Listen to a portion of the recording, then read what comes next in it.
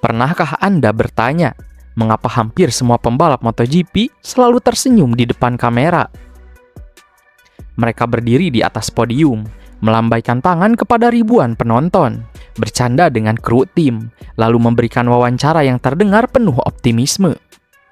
Dari luar, hidup mereka tampak seperti mimpi. Dibayar mahal, mengendarai motor tercepat di dunia, dikenal jutaan orang, dan hidup di panggung olahraga paling bergengsi. Namun, kamera hanya merekam beberapa menit dari kehidupan mereka. Yang tidak pernah terlihat adalah apa yang terjadi ketika lampu sorot mulai padam. Di balik pedok yang dipenuhi teknologi canggih, hospitality mewah, dan garasi yang tampak sempurna, MotoGP menyimpan sisi lain yang jauh lebih keras. Sebuah dunia di mana bakat saja seringkali tidak cukup, di mana satu kesalahan kecil dapat mengakhiri karir, dan di mana tekanan tidak hanya datang dari lintasan, tetapi juga dari ruang rapat, kontrak, hingga ekspektasi jutaan penggemar. MotoGP bukan sekedar olahraga balap. MotoGP adalah industri bernilai ratusan juta euro. Dan seperti industri besar lainnya, selalu ada sisi gelap yang jarang diperlihatkan kepada publik. Hari ini, kita akan melihat MotoGP dari sudut pandang yang berbeda.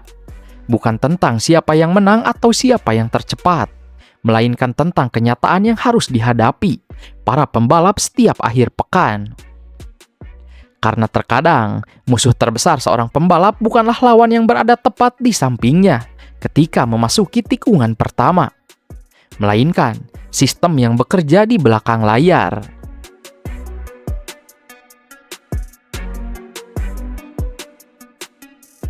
Banyak orang percaya bahwa jika seorang pembalap cukup berbakat, maka cepat atau lambat ia akan menjadi juara dunia.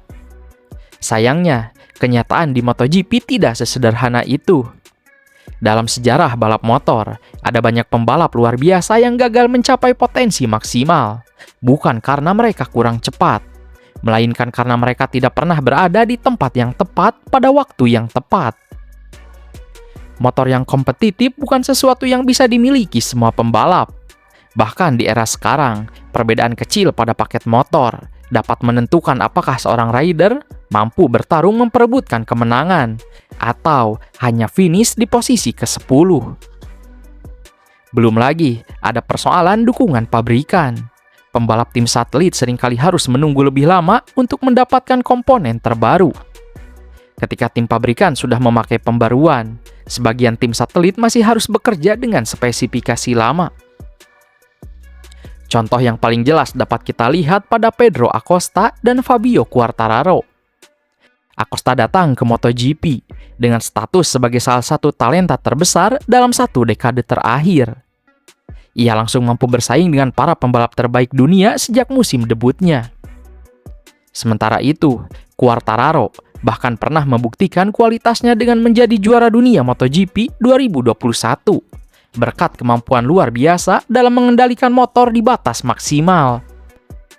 Namun, dalam beberapa musim terakhir, keduanya sama-sama menghadapi kenyataan yang sulit. Meski kemampuan mereka tidak diragukan, KTM dan Yamaha belum mampu menyediakan motor yang cukup kompetitif untuk secara konsisten melawan Ducati di barisan depan. Hasilnya, dua pembalap dengan bakat luar biasa itu seringkali harus berjuang hanya untuk masuk 5 besar. Bukan karena kemampuan mereka menurun, melainkan karena paket motor yang mereka miliki belum mampu bersaing di level tertinggi.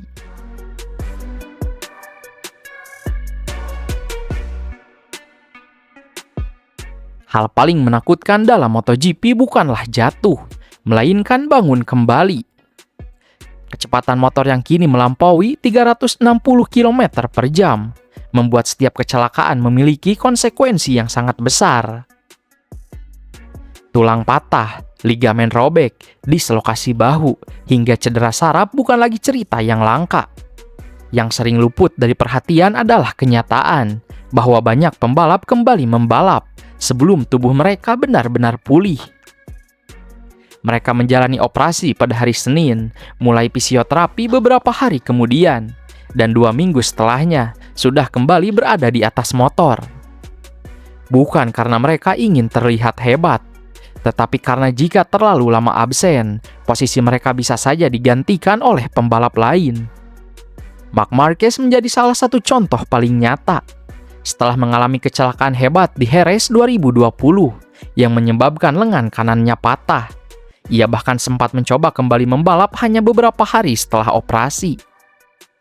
Keputusan itu justru memperparah kondisinya, hingga harus menjalani beberapa operasi lanjutan dan kehilangan hampir seluruh musim berikutnya. Kasus ini menunjukkan betapa besarnya tekanan yang dirasakan seorang pembalap untuk segera kembali ke lintasan. Tekanan itu membuat banyak rider memilih menahan rasa sakit daripada kehilangan kesempatan. Dari luar, mereka tampak baik-baik saja. Padahal, mungkin setiap kali menarik tuas rem, bahu mereka masih terasa nyeri. Setiap kali memiringkan motor, tulang yang pernah patah masih mengingatkan bahwa tubuh mereka belum benar-benar pulih.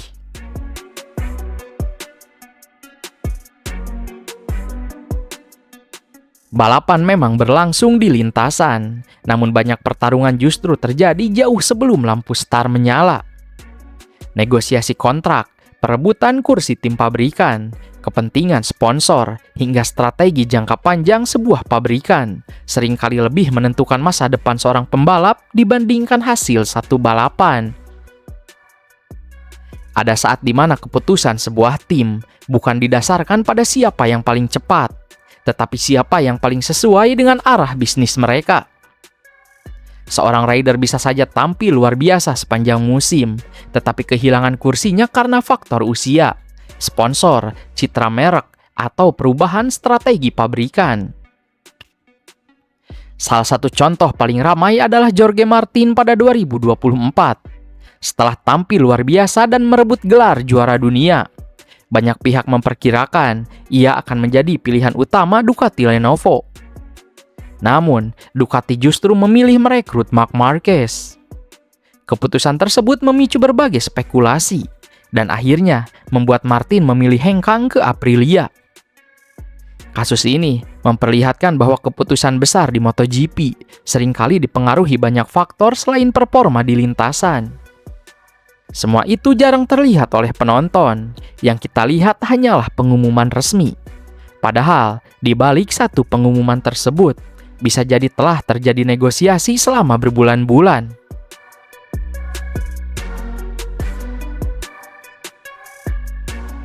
MotoGP bukan hanya menguji kemampuan mengendalikan motor, MotoGP juga menguji kekuatan pikiran. Bayangkan, Anda harus tampil sempurna setiap 2 minggu sekali. Setiap kesalahan langsung dianalisis media. Setiap komentar menjadi bahan perdebatan di media sosial. Setiap kekalahan dianggap sebagai tanda penurunan performa.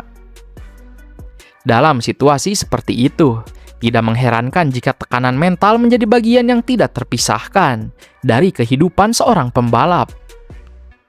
Mereka harus terus menjaga kepercayaan diri, bahkan ketika hasil tidak sesuai harapan. Mereka harus tetap tersenyum saat kamera menyorot wajah mereka, meskipun di dalam hati mungkin sedang dipenuhi keraguan. Joan Mir pernah merasakan sisi ini setelah menjadi juara dunia MotoGP 2020. Alih-alih menikmati status sebagai juara bertahan, ia justru menghadapi ekspektasi yang semakin besar. Ditambah kesulitan motor yang tidak lagi kompetitif. Dalam beberapa wawancara, Mir mengakui betapa sulitnya tetap percaya diri ketika hasil tidak kunjung datang, meskipun ia merasa sudah memberikan kemampuan terbaiknya.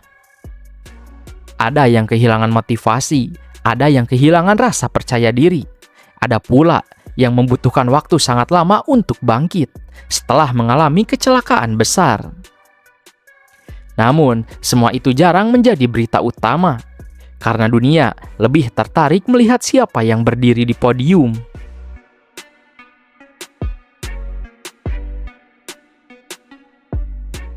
Dulu, banyak orang percaya bahwa pembalap terbaik akan selalu menang.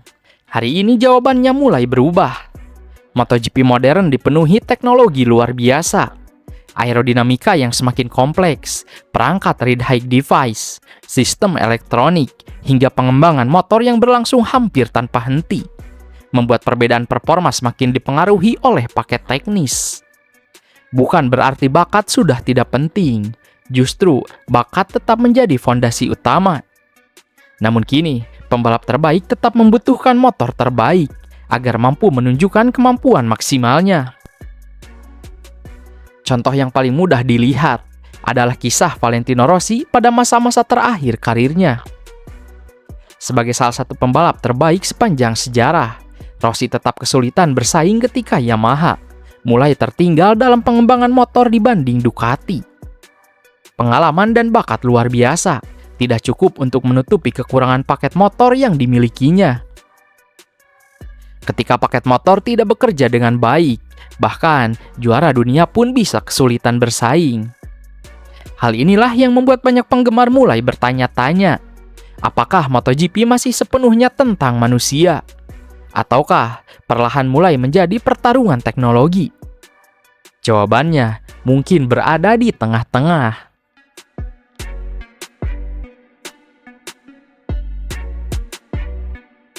Di balik semua kemenangan, trofi, dan selebrasi, ada harga yang harus dibayar. Sejak usia sangat muda, sebagian besar pembalap telah mengorbankan masa kecil mereka. Saat anak-anak lain bermain bersama teman-temannya, mereka menghabiskan akhir pekan di sirkuit. Saat remaja lain menikmati liburan, mereka justru menjalani latihan fisik, menjaga pola makan, dan berpindah dari satu negara ke negara lain demi mengejar impian. Tidak semua pengorbanan itu berakhir dengan kesuksesan. Sebagian harus mengakhiri karir tanpa pernah mencapai MotoGP. Sebagian lagi berhasil naik ke kelas tertinggi, tetapi tidak pernah mendapatkan motor yang mampu membawa mereka ke puncak. Kisah Dani Pedrosa menggambarkan hal tersebut. Selama bertahun-tahun ia menjadi penantang utama gelar dunia, dan 3 kali finish sebagai runner-up dunia. Ia memberikan hampir seluruh karirnya untuk mengejar 1 gelar MotoGP. Tetapi, impian itu tidak pernah benar-benar terwujud.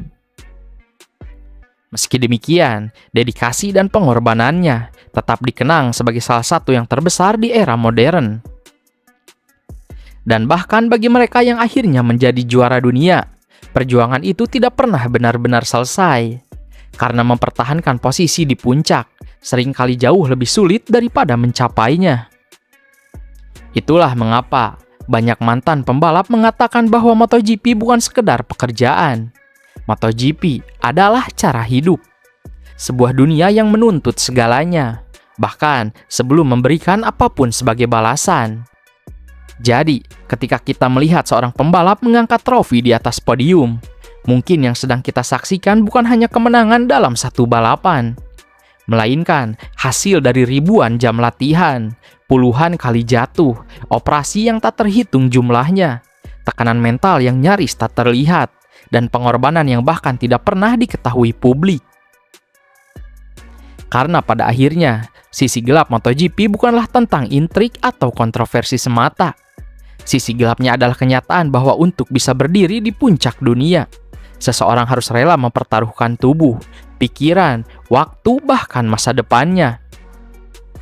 Dan mungkin itulah alasan mengapa setiap kemenangan di MotoGP selalu terasa begitu berharga.